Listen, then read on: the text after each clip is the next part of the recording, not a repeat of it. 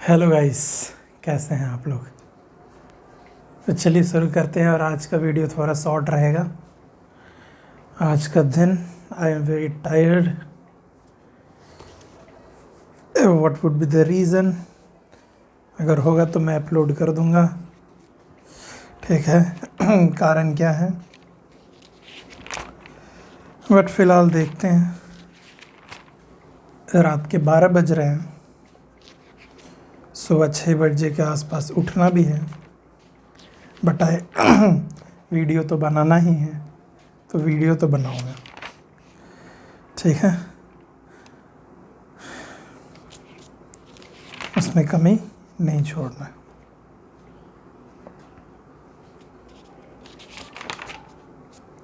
चलिए हम लोग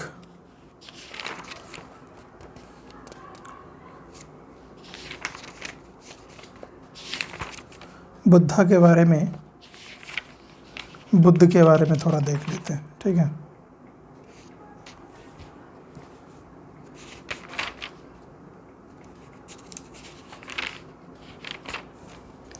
डॉक्ट्रिन ऑफ बुद्धिज़्म की बात करते हैं हम लोग। डॉक्ट्रिन ऑफ बुद्धिज़्म,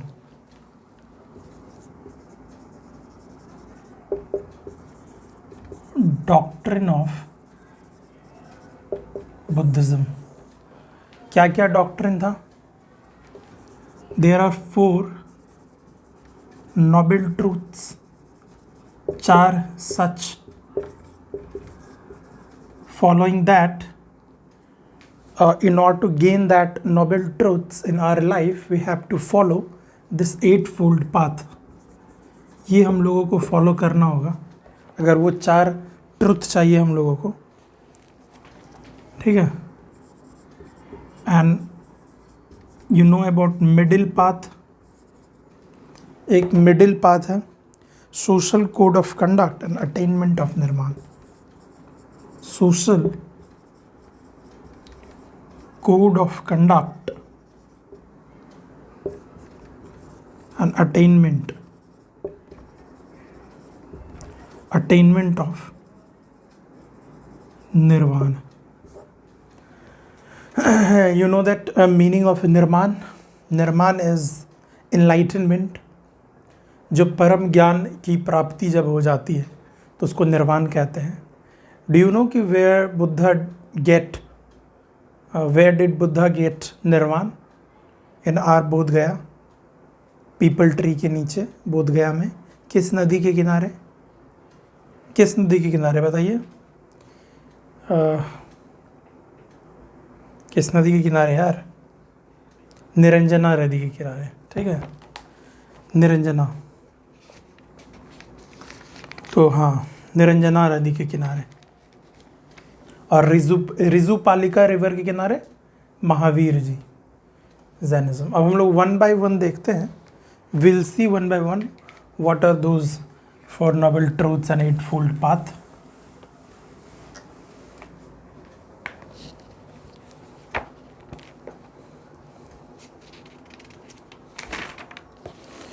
तो 4 नोबल ट्रूथ्स जो हैं, 4 सच्चाई, उसको हम लोग ऐसे बोलते हैं आर्य सच्चानी। आर्य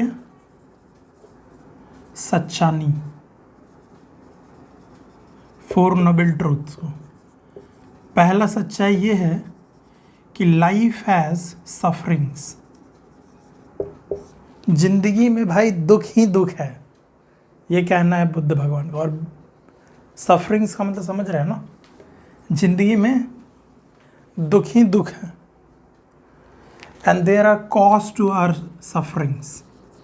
There are cause to our sufferings. और हमारे दुखों का कुछ कारण हैं। पहले सफरिंग्स है, पहला सच यही है कि आदमी दुखी है, मतलब दुखी है, दुख है। दूसरा है कि उस दुख के पीछे कुछ कारण है। दूसरा सच्चाई यही है। तीसरा, एंड टू आर सफरिंग। तीसरा, कारण तो है और उस कारण को हम लोग ख़त्म भी कर सकते हैं। There is an end to our sufferings.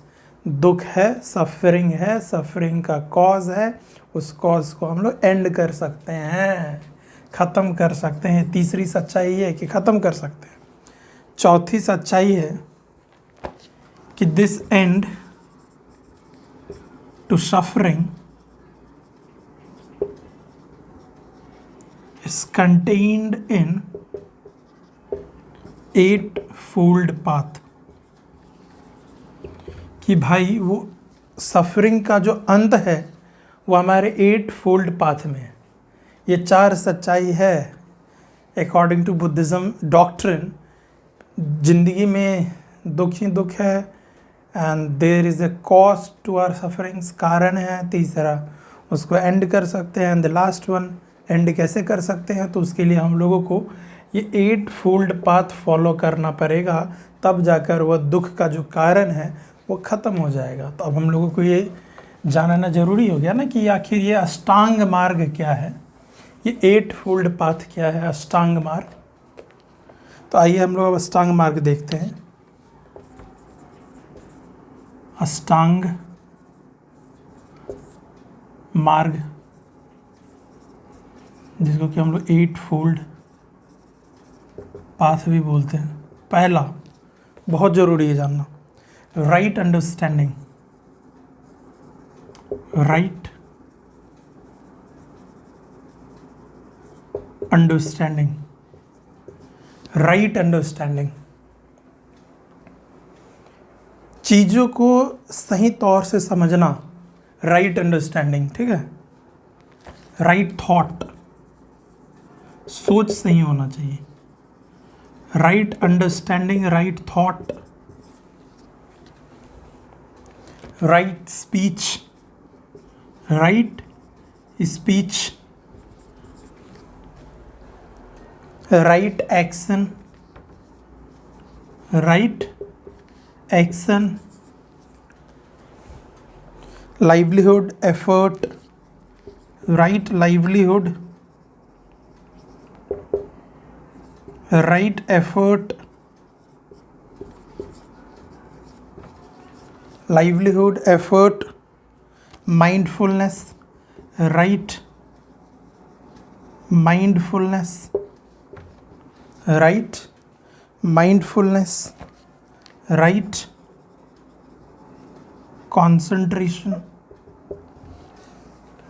right understanding, right thought, right speech, right action, right livelihood, right effort, right mindfulness, right concentration। समझ में आया? तो ये हम लोगों को फॉलो करना होगा ज़िंदगी में। अपने समझ से हम लोग कर सकते हैं, सही सोच रखना है, सही थॉट, सही बोलना है, सही एक्शन करना है, लाइवलीहुड जीवन यापन सही रखना है, जो भी एफर्ट मारना है एकदम right effort, mindfulness, you know that peace, शांति and all that, spirituality, concentration, focus, ठीक है, वो भी राइट, सही जगह पे फोकस करना है, सही जगह पे दिमाग लगाइए, ठीक है। अच्छा, धर्म चक्र परिवर्तन पहला सरमन बुद्धा कहाँ दिए थे, याद है? सारनाथ में।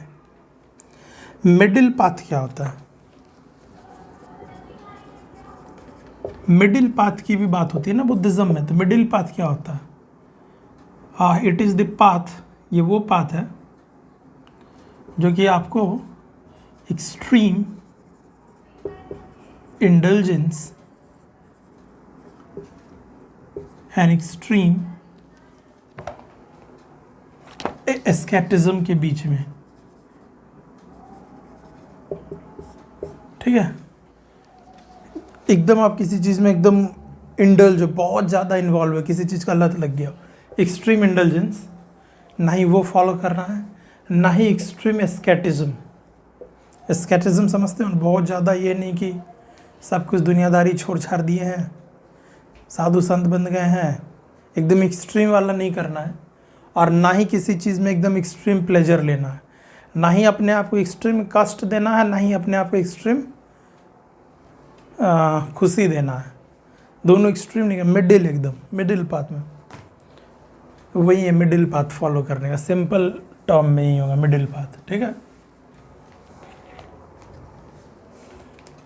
इतने टाइम में भाई इतना ही डिटेल मिलेगा ना।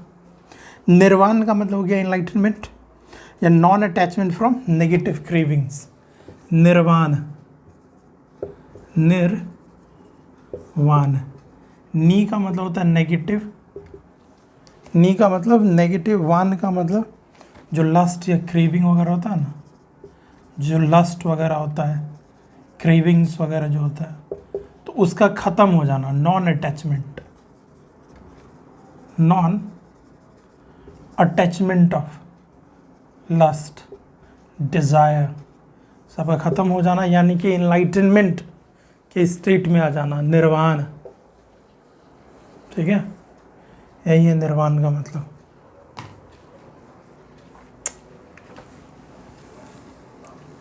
और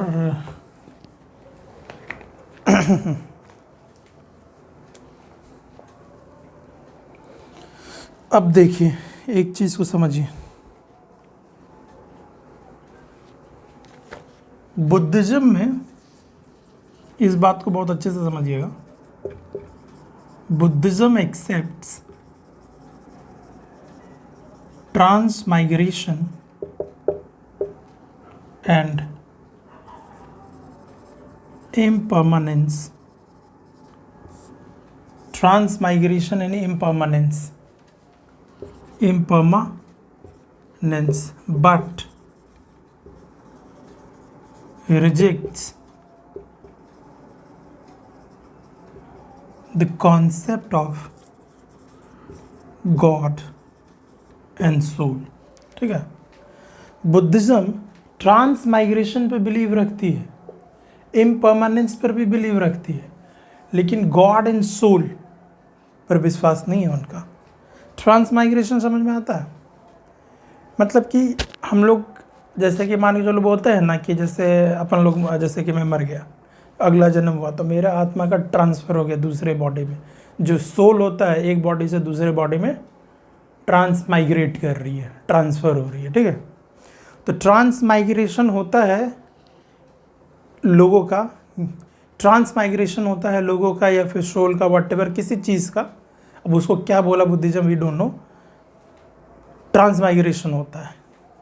इम्परमानेंस से कोई भी चीज़ परमानेंट नहीं है, सब कुछ टेम्परेरी है, और जो प्रेजेंट फॉर्म है वो उस समय लेटेंट फॉर्म में एग्जिस्ट करती है एंड ऑल दैट।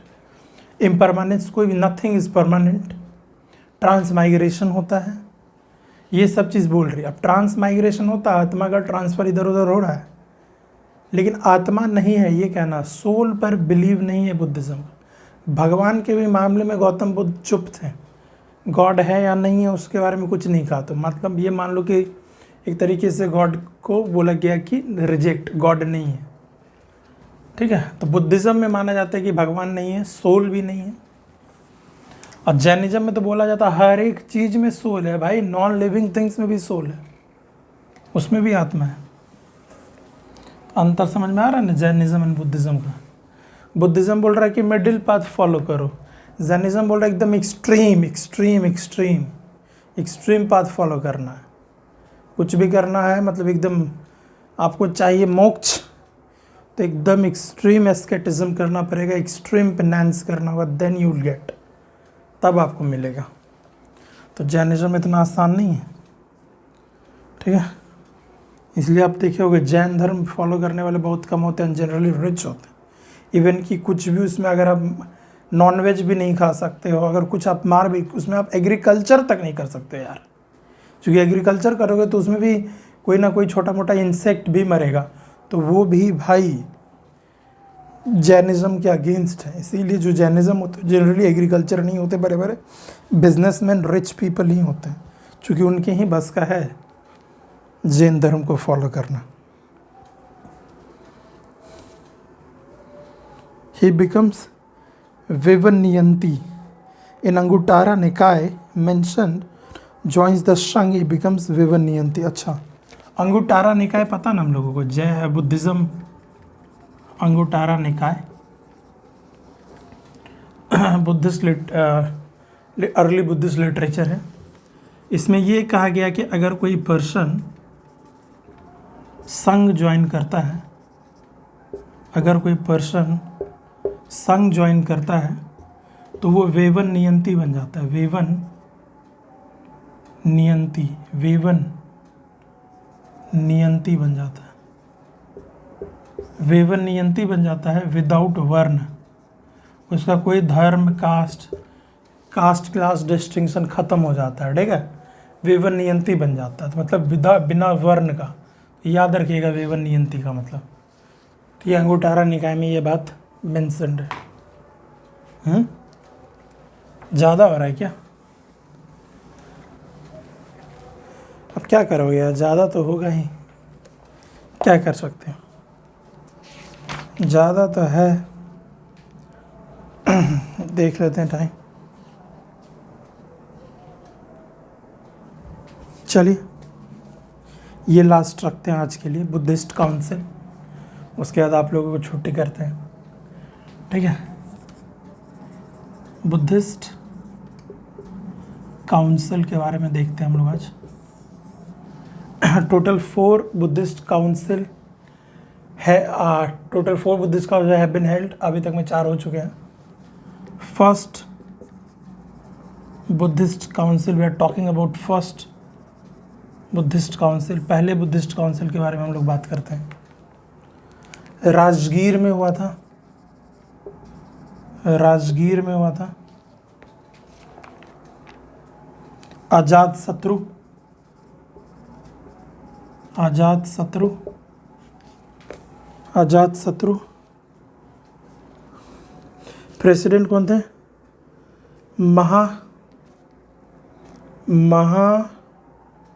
महाकशपाली कोई थे यार, महाकशपाली, ठीक है। उतना वैसे भी नहीं पूछा जाएगा, ये प्रेसिडेंट है। ये जो जिसने पेट्रनेज किया था उस समय जो राजक थे, राजगीर में हुआ था। सेकेंड बुद्धिस्ट काउंसिल देखते हैं। जो पूछा जाए, जैसे लोकेशन याद रखिएगा, किसके टाइम में हुआ था। महाकशपाली प्रेसिडेंट थे, वो भी पूछा जाता है। वैशाली, वैशाली। तीसरा बताइए कहाँ हुआ था? तीसरा हुआ था पाटलिपुत्रा में। तीसरा कहाँ हुआ था? पाटलिपुत्रा में। चौथा बताइए कहाँ हुआ था? चौथा हुआ था कुंडलवन, कश्मीर में। कुंडलवन, कश्मीर में। चौथा वाला बहुत पूछता है। कुंडलवन, कश्मीर में। किसके समय में? कुषाण रूलर, कुषाण रूलर कनिष्क के टाइम में, ठीक है। ये काल अशोक और ये अशोक। अशोक के टाइम में जो था मुगाली पुट्टातिसा थे, मुगाली पुट्टातिसा, मुगाली, हाँ, मुगाली पुट्टातिसा, काल अशोक, सर्वकामिनी, सर्वकामिनी। थर्ड फोर्थ तो पूरा याद रख ले, ये दो तो मेन है। और उसके समय में कौन था? वासुमित्र, वासुमित्र। मुगाली पुट्टातिसा, वासुमित्र, कुषाण रूलर कनिष्क, कुंडलवन कश्मीर में हुआ था। तो पाटलिपुत्रा अशोक, मुगाली पुट्टातिसा वैशाली, काल अशोक अरदेश, राजगीर, आजाद शत्रु के टाइम। तो सबसे पहला कैपिटल ऐसे बोलते हैं मुगध एम्पायर का, सबसे पहला कैपिटल कौन था? राजगीर, राजगीर, राजगीर। तो इसीलिए सबसे पहला बुद्धिस्ट काउंसिल राजगीर में हुआ, आजाद शत्रु के टाइम में। फिर काल अशोक, फिर अशोक, फिर कनिष्क, ठीक है। महाकशपाली, सर्वकामिनी, मुगाली पुट्टातिसा, वासुमित्र, ये प्रेसिडेंट थे। और ये पेट्रनेज, ये राजा था, किंग, इनके ड्यूरिंग हुआ था। ये लोकेशन है। 4 काउंसिल है। जैन काउंसिल भी 2 जैन काउंसिल हुआ है, ठीक है। कमेंट में बताएं आप जो 2 जैन काउंसिल हुआ है जैनिज्म का, कहाँ हुआ है, क्या उसके आउटकम्स रहे हैं, ठीक है।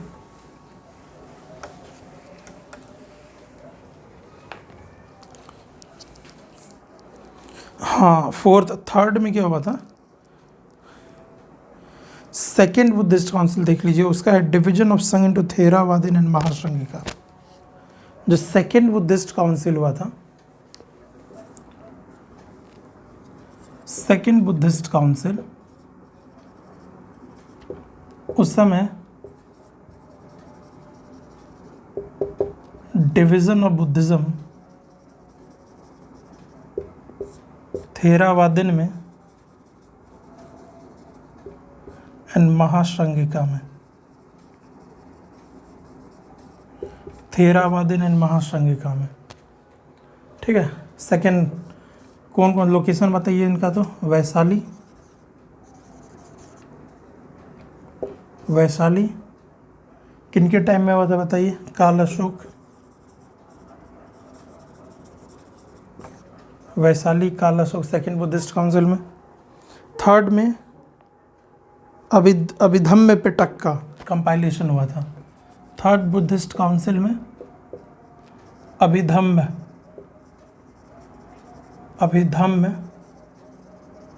पिटक का कंपाइलेशन हुआ था। अभिधम्म पिटक का कंपाइलेशन हुआ था। फोर्थ बुद्धिस्ट काउंसिल जो हुआ था कनिष्क के टाइम में, उसमें हीनयान एंड महायान सेपरेट हुए थे। हीनयान एंड महायान सेपरेट हुए थे, ठीक है। कनिष्क के टाइम में बोला जाएगा ना कि महायान किसके टाइम में बना था, तो हीनयान महायान का सेपरेशन हुआ था आपको फोर्थ बुद्धिस्ट काउंसिल में। फोर्थ बुद्धिस्ट काउंसिल में। थर्ड बुद्धिस्ट काउंसिल में अभिधम्म पिटक का कंपाइलेशन, अभिधम्म पिटक का कंपाइलेशन। सेकेंड वाले में थेरावादिन एंड महाश्रंगिका का डिवीजन, वैशाली काल अशोक, ठीक है।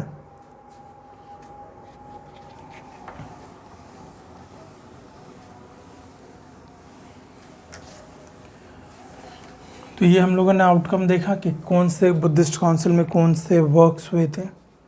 काउंसिल हो रहा है, कुछ तो काम होगा ना, आउटकम कुछ तो निकल कर आएगा। So I think guys I should end today's lecture here only, and it's already 22 minutes past. So दिन कम होते जा रहे हैं, सी सेट पर ध्यान देना शुरू करो। And we can't take C SAT in an easy way, we should take it as a subject. जैसे कि हम लोग जीएस का एक सब्जेक्ट समझते हैं ना, ये भाई पॉलिटी है, इकोनॉमिक्स है, दिस एंड दैट है। इक्वल पे रखना है भाई सी सेट को भी, because I have attempted C SAT test today and I feel that I am also ignoring it and it is not acceptable at all. Acceptable नहीं है भाई। एंड उसका भी अपना कुछ लॉजिक है, उसका भी अपना एक माइंडसेट है पेपर का। There are 80 questions and what to attempt and what to leave, इस पर हम लोगों को वर्क करने की ज़रूरत है। क्योंकि भाई 80 क्वेश्चन है and we can't take any questions on our ego because it seems कि we are able to solve every question। लगता है कि सब क्वेश्चन सॉल्व कर लेंगे, but it takes time if you do not revise, if you do not practice regularly, तो भाई वो टाइम टेकिंग हो जाता है। सॉल्व तो हो जाएगा, टाइम दोगे 5 मिनट 7 मिनट 10 मिनट, बट भाई एक क्वेश्चन सॉल्व हो या दूसरा इजी क्वेश्चन सॉल्व हो, बोथ हैव इक्वल मार्क्स, तो क्या फ़ायदा, ठीक है। तो picking of questions is very important in C SAT. कौन से क्वेश्चन को आप पिक कर रहे, किसको आप अटेम्प्ट कर रहे, किसको छोड़ रहे, तो ये थोड़ा सा मतलब कि हाँ मॉक टेस्ट लगाने के बाद ही आएगा। इस पर करेंगे हम लोग डिस्कशन, एक पूरा लेक्चर सी सेट पर लाएंगे, उसके क्वेश्चंस को भी देखेंगे, ठीक है। एक दिन अच्छे से करते हैं, और तब तक के लिए have a good day, good night guys. Thank you thank you thank you, ठीक है। आज नहीं तो कल थैंक यू बोलोगे आप लोग एडवांस में। एडवांस थैंक यू आप लोगों के कहने से पहले। And I am ending this video here only. चलिए, जय हिंद, जय भारत।